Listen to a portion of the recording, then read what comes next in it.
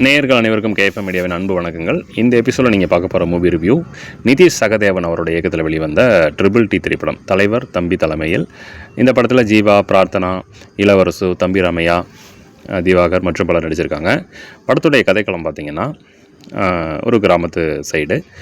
அந்த கிராமத்து பகுதியில் நம்மளுடைய ஜீவா அவர்கள் பஞ்சாயத்து தலைவராக இருக்கார்.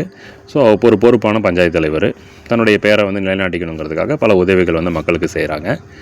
ஸோ அப்போது ஒரு 2 குடும்பத்துக்கு இடையிலான ஒரு பிரச்சனை வருது. என்னென்னு பார்த்தீங்கன்னா, இளவரசு அவருடைய குடும்பத்தில் ஒரு கல்யாணம் ஃபிக்ஸ் பண்ணுறாங்க அவருடைய பொண்ணுக்கு.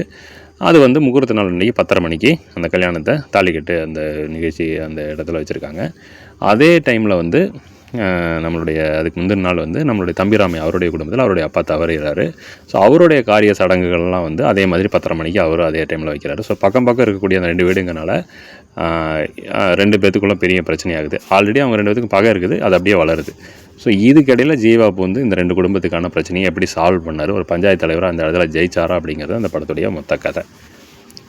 ஸோ இது சாதாரண ஒரு சிம்பிளான கதை தான். இது கொண்டு போன விதத்தில் தான் இந்த டைரக்டர் இந்த இடத்துல வின் பண்ணுறாங்க, இந்த டீமும் இந்த இடத்துல வின் பண்ணுது. எப்படின்னு பார்த்தீங்கன்னா, படம் ஒரு மலையாள ஷேடான ஒரு ஃபிலிம் மேக்கிங். அது அப்படியே கொஞ்சம் என்ன சொல்கிறது, ஒரு ஸ்லோ ட்ராமாவாக, ஒரு குட் ஃபிலிமாக அப்படியே மூவ் ஆகுது.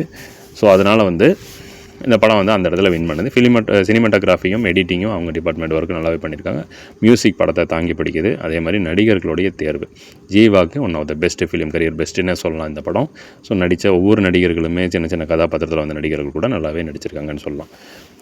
இந்த டைரக்டர் ஃபெலிமின்னு சொல்லிட்டு ஒரு படம் நம்மளுடைய பேசில் ஜோசப் வச்சு எடுத்தார். அந்த படமும் ஒரு அவார்ட் ஃபிலிம் மாதிரி தான் இருக்கும், நல்லாவே இருக்கும். அந்த படம் பார்க்கலாம் நீங்கள். ஸோ அந்த மாதிரி ஒரு மலையாள டைரக்டர் இப்படி ஒரு படத்தை தமிழில் ஜீவா வச்சு எடுத்து ஒரு சக்ஸஸ் கொடுக்கணும்னு இருக்குது பாருங்கள். அதுதான் சில இயக்குனர்கள் கற்றுக்க வேண்டியது.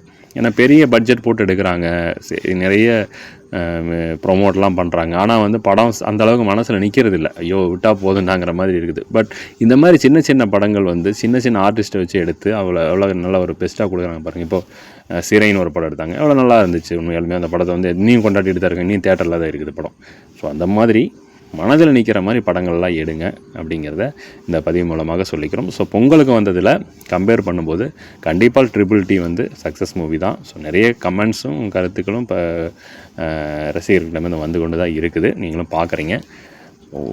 படத்தில் நெகட்டிவ்னு சொன்னால் பெருசாக ஒன்றும் இல்லை, சில இடத்துல லேகிங் இருக்குது, அவ்வளோதான். மற்றபடி அதெல்லாம் கட் பண்ணோம்னா கண்டிப்பாக என்டர்டெய்னிங் மூவின்னே சொல்லலாம். அந்தளவுக்கு பொழுதுபோக்கு திரைப்படம், நல்ல நகைச்சுவை கலந்த திரைப்படம்.